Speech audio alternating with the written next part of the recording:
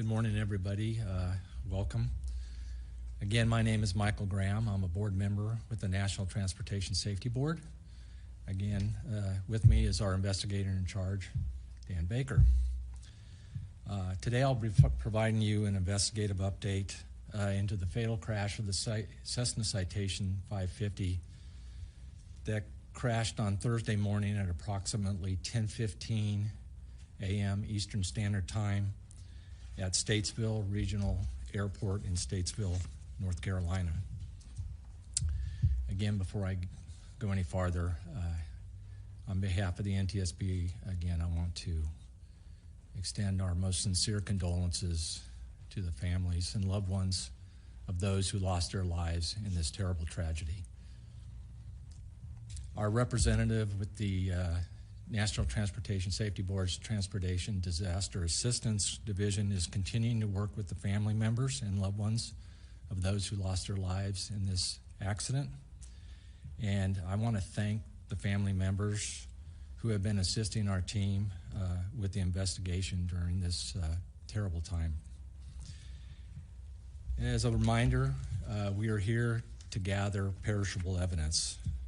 The analysis portion begins after we gather all that evidence, and we will methodically and systematically review all the evidence and consider that those will be considered potential factors to determine the probable cause of this accident.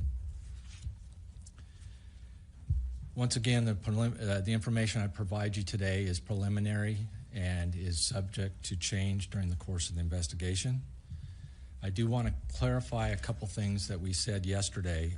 First, I want to clarify that the accident aircraft departed from runway 10 at Statesville Regional Airport and attempted to land on runway 28 after approximately being airborne for 10 minutes. We do not know the circumstances which led the aircraft, which was a Part 91 general aviation flight, to attempt to return to the airport, but that is the focus of our investigation. I also want to clarify a question I received yesterday about a potential text from a passenger on board the aircraft. This morning, I can confirm that the NTSB is aware of one brief text from a passenger on board the aircraft to a family member that read, and I quote, "emergency landing." Again, that's emergency landing. We are not aware of any other communications from passengers on board the aircraft to those on the ground. We are still gathering information related to the pilots on board the aircraft, and I do not have any additional information to relay on who was in the left seat at this time. We do anticipate that more information on all the pilot-rated occupants will be included in our preliminary report. I can also confirm this morning that we have taken down several witness statements. We are still analyzing and validating much of the information contained in these statements. Early indications from multiple sources indicate that the airplane was stable on approach, configured for landing with the landing lights on, but the aircraft was coming in low. That information is consistent with the debris field our team continues to survey and consistent with with the first points of impact on the airport runway lighting stanchion located approximately 1,800 feet from the runway threshold. I want to provide some information on our team's activities from yesterday and what they are doing on scene today as I speak. Yesterday, our systems group documented the accident debris field, aircraft wreckage positioning, component locations, and the flight controls. Additionally, I mentioned yesterday the team recovered the cockpit voice recorder, which is now at our headquarters in Washington, D.C. Our team today is attempting to extract that information. And I will note again that this aircraft was not required to have a CVR because it was under a Part 91 flight, but it did.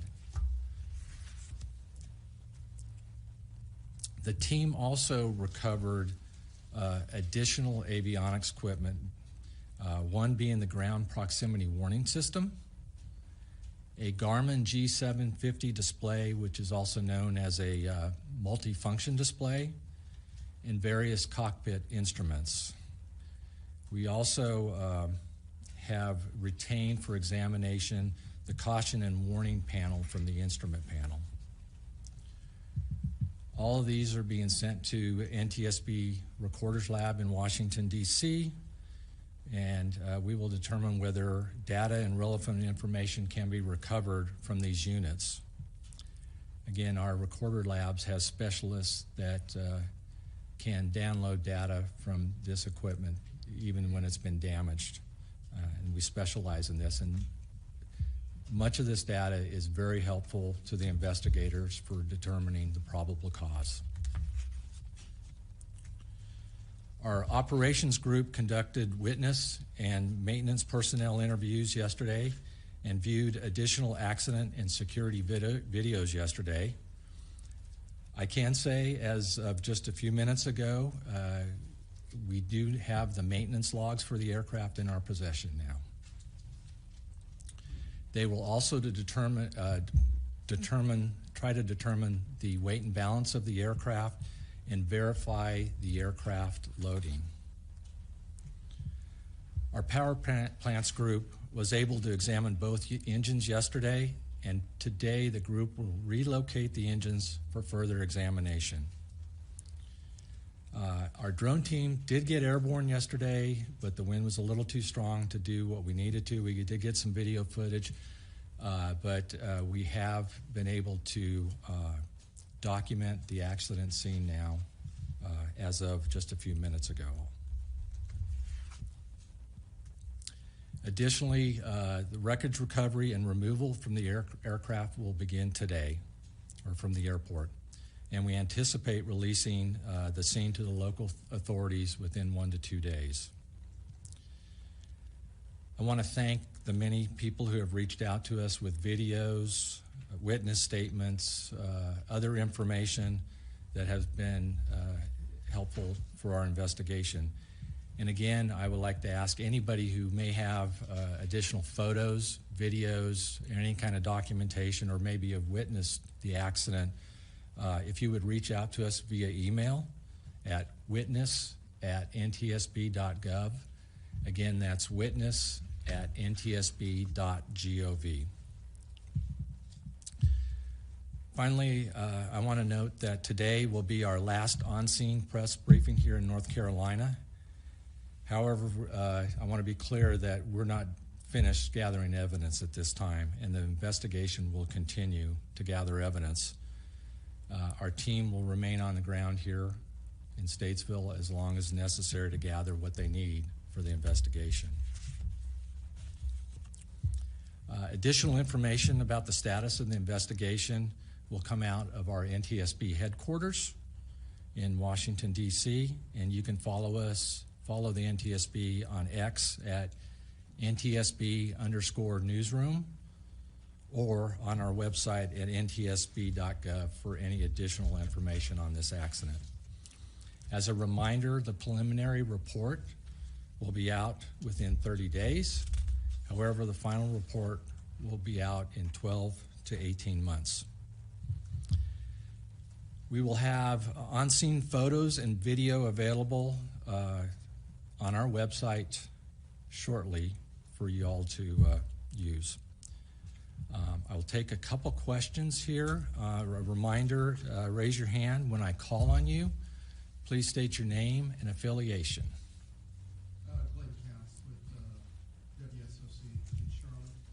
Outside of the aircraft being low, have you talked to any witnesses or have you seen any video that would indicate that the aircraft was in any kind of distress coming in? So the question is, Do we have, from the witnesses and any video, to verify what the witnesses said about the aircraft being low, or any indications that something may have been wrong with the aircraft? At this point, we have seen some of the videos. We have talked to various witnesses, some of them that are pilots and things like that. We don't have any information to determine if there's something, what emergency might be going on in the aircraft. It did look like the aircraft was configured appropriately for landing, but it was low in the videos also.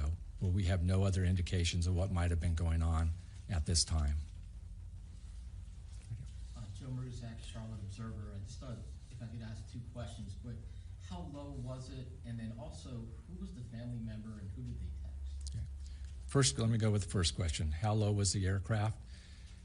Well, the aircraft was lower than a normal glide slope for the airport, and the fact that it contacted the approach lighting stanchion it tells you that it was basically level or below the runway level at that point, because the runway is up on a hill a little bit.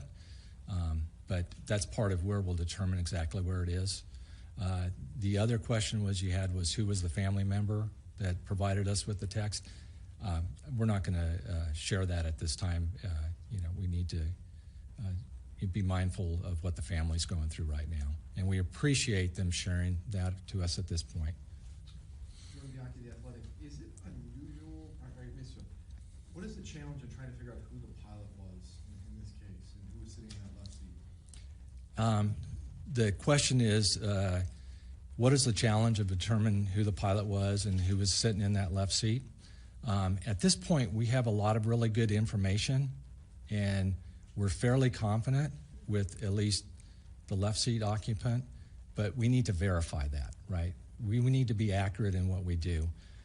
And we also, from a survival factors point of view, which is part of what we investigate, we want to know where everybody was sitting. And that's a little more difficult in a crash like this. You had a question here. Yeah, Peter Scott at TSA Sports. Is it abnormal for there to be a tree line that close to the runway's start? Okay. The question is it abnormal to have a tree line that close to the runway? I did briefly talk about this yesterday. The airport does sit up on top of the hill, and the approach lighting is either level with the runway or sometimes it's above, but it looks pretty level with the runway elevation. It may even dip down a little bit, and there's some trees down in between some of these. So the aircraft was well below the runway surface when it crashed. One more over here. Given the weather conditions at the time, did those conditions make it so that the ground proximity warning device was going to be especially critical in a situation like this? Oh, so the question is whether the weather was significant enough to have to rely on the ground proximity warning system. At this point, I don't have any information on that. We have looked at some of the weathers of the video, and the reported weather out of the weather reporting station was 1,200 broken, 5 statute mile visibility, which is visual flight rules. So yeah, it did have some heavy drizzle out there. That's part of what we'll investigate at this point. But I have no further comment on that as far as how it relates to the accident. Okay, thank you very much.